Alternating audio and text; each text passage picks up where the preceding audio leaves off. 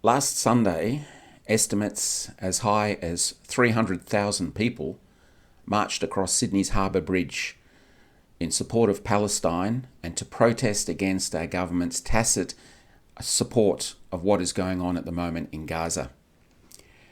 The Israeli government's lobby group, Hasbara, stated that the people marching had been manipulated.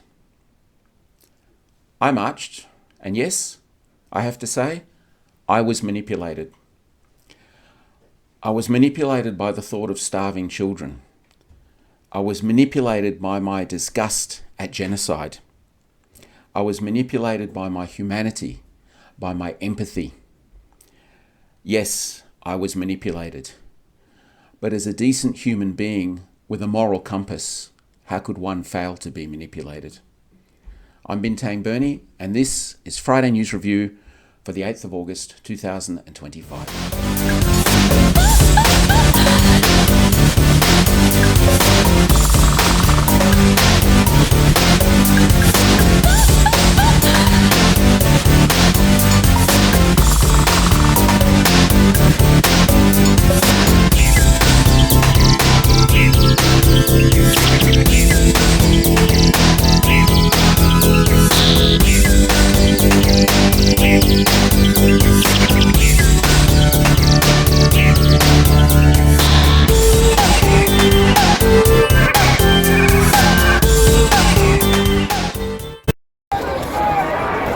Bintang Bernie reporting here from the Palestine March in Sydney. Now, many people have asked, why would you come out on a wet, rainy day to protest like this? The question I would ask is not why not? Why didn't the German people protest the concentration camps? Why didn't the German people protest the gas chambers? Why didn't the German people protest the attempted ethnic cleansing of huge swathes of Europe? The people here are not going to be silenced like the people were in the 1940s. The people here are going to express their disgust at what is going on, which is nothing short of genocide and ethnic cleansing. And as you can see, thousands upon thousands have turned out to express their democratic right to say no more death, no more genocide. Why not indeed? So, how was the protest perceived? As anticipated, the Zionist lobby took it as anti-Semitic. There was stories of, anti-Israeli chants being spoken. I never heard any horrific chants being spoken. I heard a lot of people calling to free Palestine. There wasn't any anti-Semitism there. That's the lie that the Zionists, of course, trot out every time. Interesting and concerning that our resident minister for Israel, Gillian Segal, in her report to the government about anti-Semitism, which you remember I discussed 2 episodes ago, one of the dangers was she had, I think, was it 33 key recommendations. One of those key recommendations was that protests have to be carefully managed.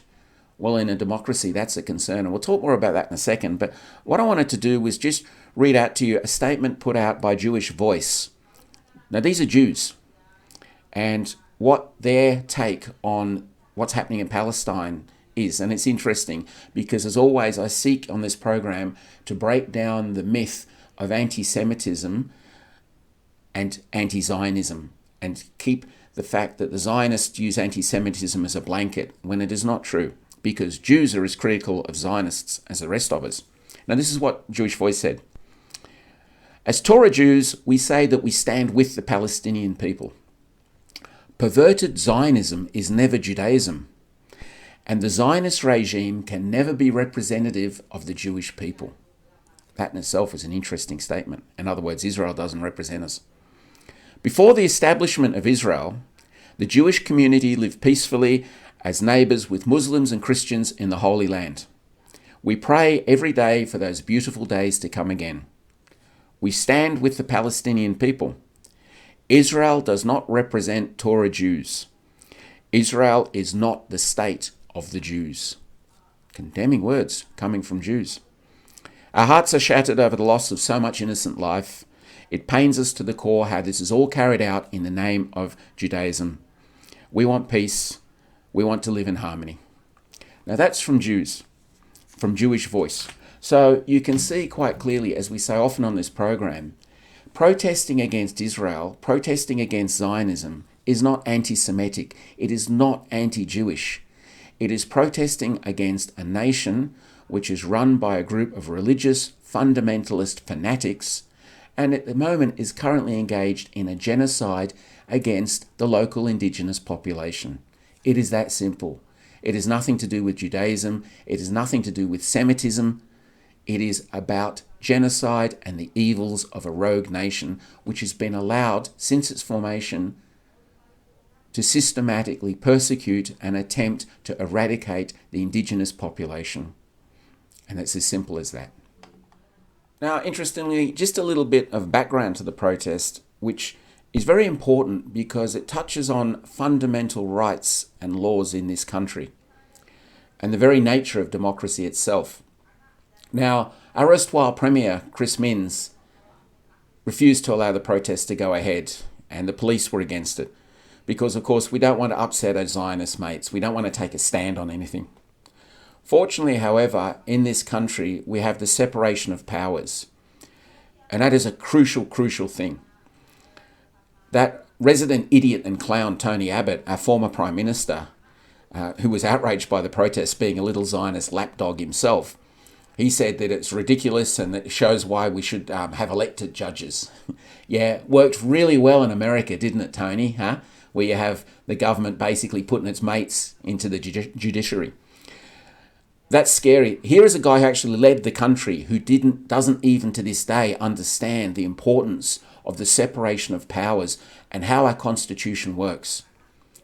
Politicians make laws. It is up to the courts to interpret them. And that division, that separation of powers, is a crucial fundamental pillar of our democracy because it stops politicians from manipulating how laws are implemented. And one of the great things about this country is when we had a politician, the gutless dog Chris Minns, try to ban a protest, then the protesters took the legal path and asked for a judicial ruling, a judgment. And we're lucky, Judge Belinda, as I say, what a legend, she determined that there was no legal basis for the government to stop the protests going ahead. And these are fundamental tenets of democracy where the law is upheld even when the government's trying to stop it, because governments try and break laws all the time. They do break them all the time, and they try and manipulate all the time. And that is why you need an independent judiciary who can turn around, interpret the law and go, well, no, just because the government doesn't like it doesn't make it illegal. And that's what we had in our situation. And of course, she's been condemned by some of those, right-wing fuckwits. What's that idiot on, is it Sky? Reba Panhandle or whatever?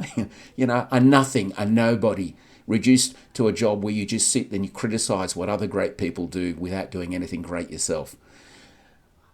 The fact that we had an independent ruling that allowed a protest march to go ahead is a great symbol of our freedom of expression, which is fundamental to our democracy. And we must always maintain and be aware of why our constitution is set up in such a way that allows judicial independence. Because without that, once again, as I've always said, if you can't hold your government to account, you don't have democracy, you have limited term dictatorship. Because voting on its own ain't going to cut it. So, just a few little quick things before we move on to other events about that protest. One of the things that concerns me is that the police said it was a precarious situation. As always, why don't we question these people? What is your source for that statement? Why aren't these people held to account that make these statements? I was there. There was nothing precarious about it whatsoever. But because of the precarious situation, the police decided to stop the march halfway across the bridge and turn it back on itself. Now, you've got up to 300,000 people in a confined walkway going up to the Harbour Bridge. Rather than let them spill out the other side onto the Warringah Expressway, which was largely closed, they turned them back on themselves. So in effect, doubling the amount of people in a confined space. Now, wouldn't that be a recipe for disaster, for conflict, for crushes, for dramas to break out? Perhaps that's what they were hoping for. But instead, as I said, I was there. People simply turned around and said, we've got to go back, we've got to turn around. and they made their way back politely, calmly, without any issue. That in itself is what was precarious, not the march. It's what the police did that was precarious, with their bloody helicopter buzzing overhead, which I still say to this day is a form of intimidation. Those things have cameras on them that can track people wearing black clothes at night. They don't need to be over the head of the protest. They can be off to the side. I understand the need to have helicopters there, police helicopters, and police presence. And once again, all of the police that I saw there, as usual with our police, were polite, professional, and made you think, thank God we don't live in America. But my point is, if the march had been allowed to continue across the bridge, well, people could have dispersed through the Warringah Freeway. There would have been plenty of room to open up. People could have walked up to North Sydney Station, caught trains back. And let's talk about public transport just briefly. Why, oh why, do we pay these clowns so much money to run public transport? They get paid more than the Prime Minister. Anthony Albanese, love him or hate him, can run the whole country for 500 grand a year. Why is the head of transport getting paid 750 grand a year just to run a transport network in Sydney, which he does appallingly badly, by the way? I went down, I'll do a little cross in a moment, to catch the light rail. Every time there is a need for mass transit in the city, we shut the mass transit system down. We brought in this light rail network to rapidly move people through the city because it's more efficient than buses. But then every single time there is an expectation of a large crowd, we stop it because apparently it's dangerous. So what is the point of having a mass transit network that can't mass transit people? Anyway, have a look at this and see what you think. Typical of our inept, useless public transportation system. Every time there are crowds in the city, when you actually need a mass transportation system, you get this. They close it down. So the one time that masses of people need to be transported, we close the mass transportation system down. This is exactly what it's designed for moving large crowds of people. But we shut it down every single time. Another example of the ineptitude of our public transport operators.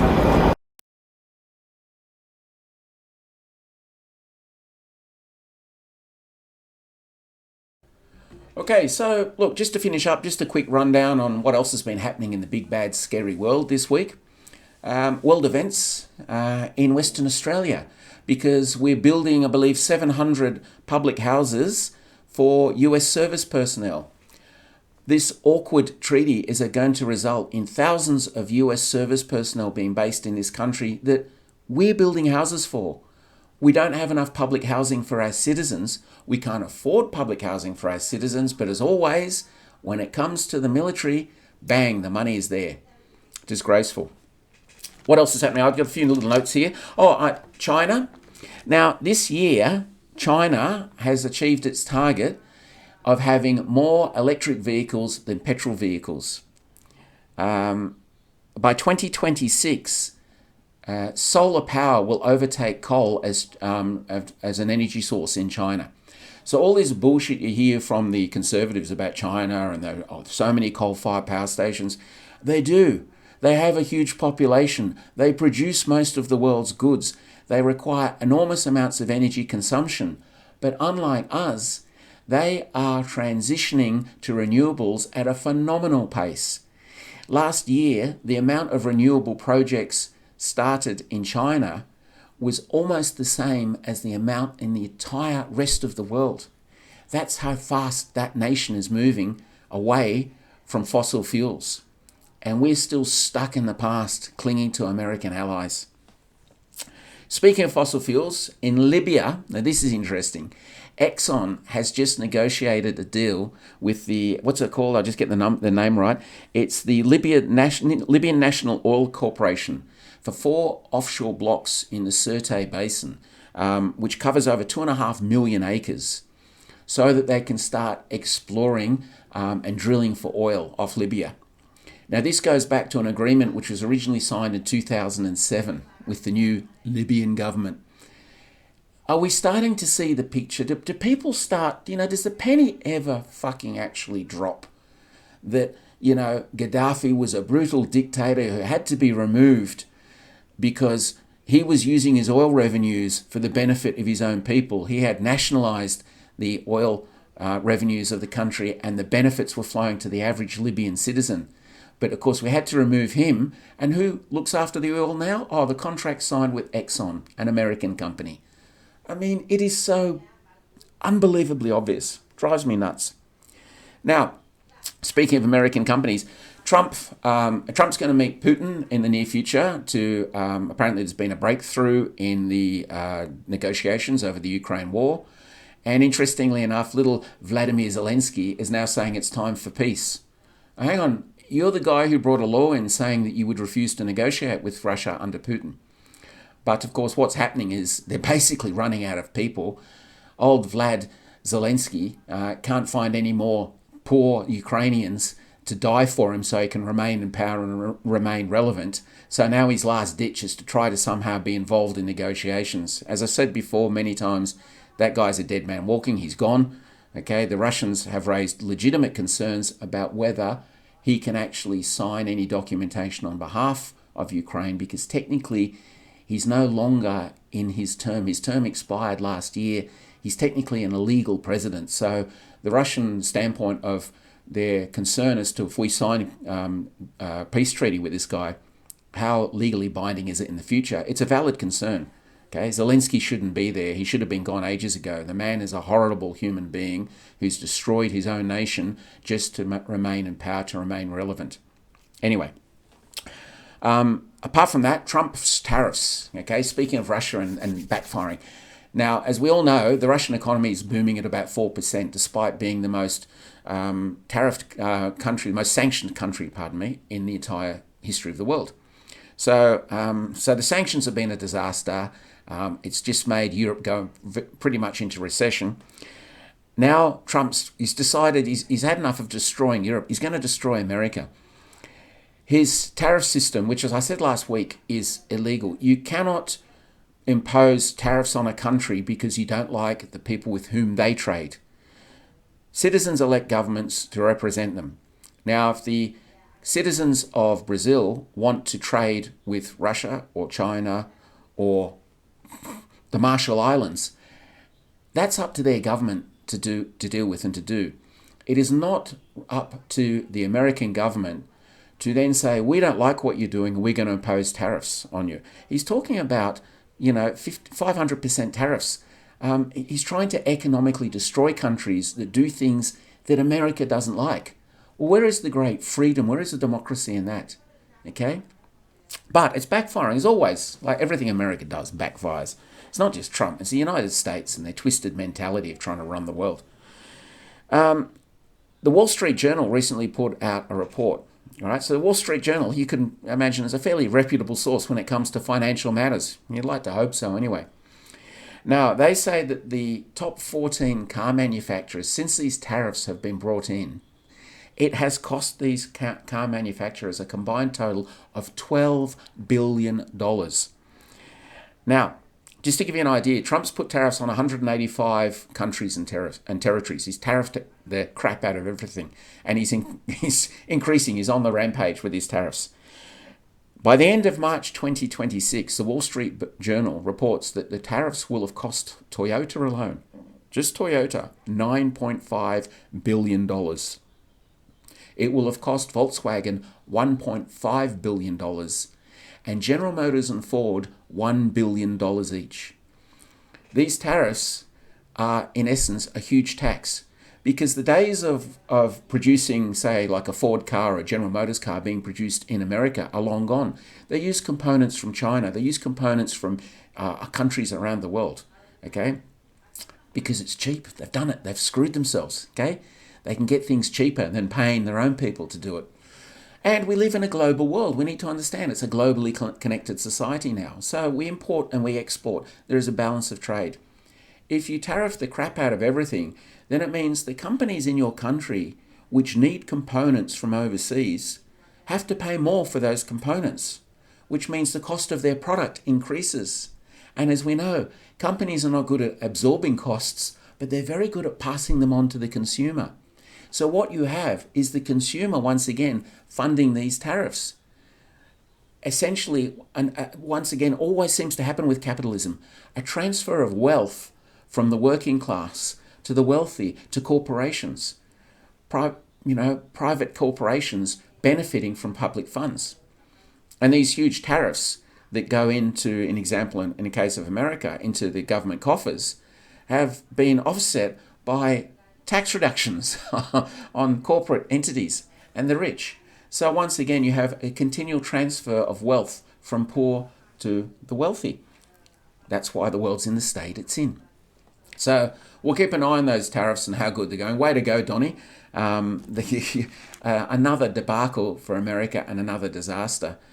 And why we keep tying ourselves to these people, these idiots we've just had, Penny Neville Wong and the Minister for Self-Importance, Richard Marles, walking up and down a British aircraft carrier in Darwin.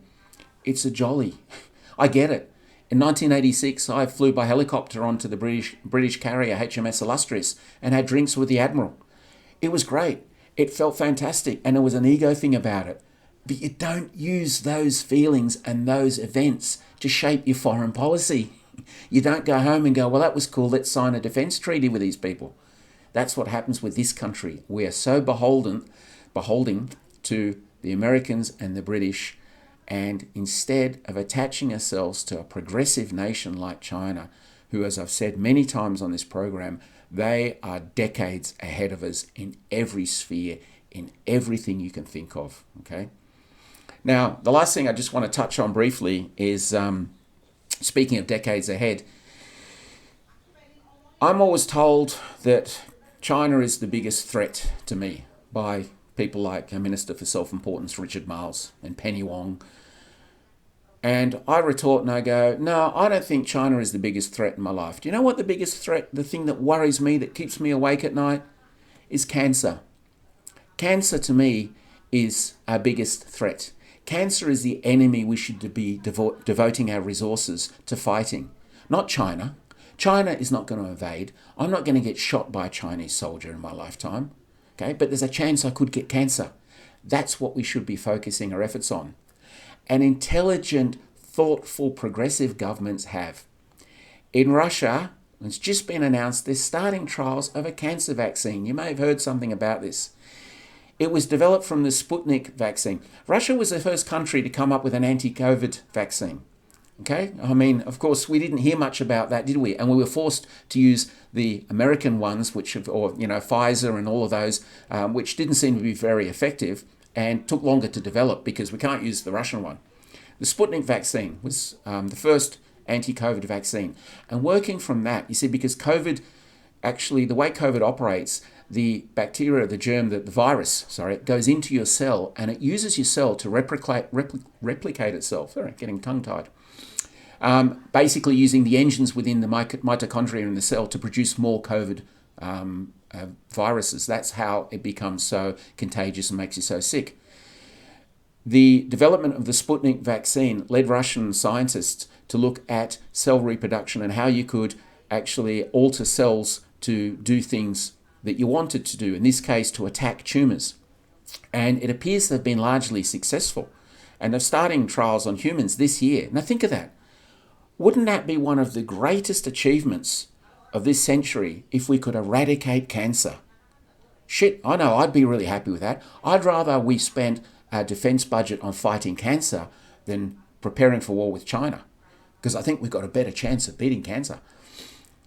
The Russians, of course, have a socialised healthcare system like we do here in Australia, and Putin has already announced that the cancer vaccine, once effective and proven, once the clinical trials have been finished, will be free and available to everyone in Russia.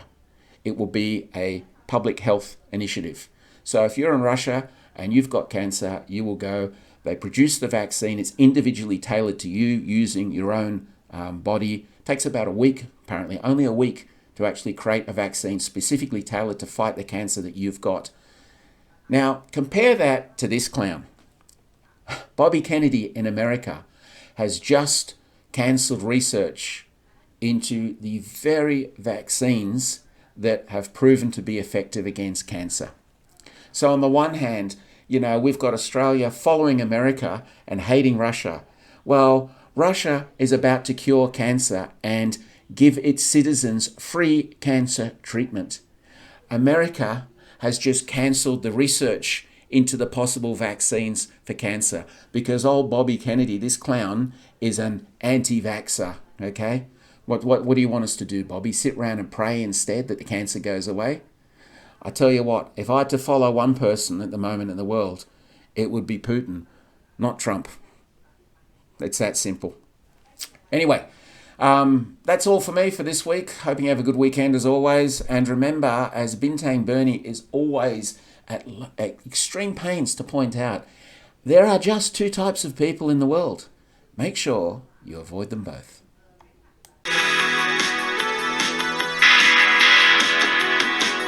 It's not for me.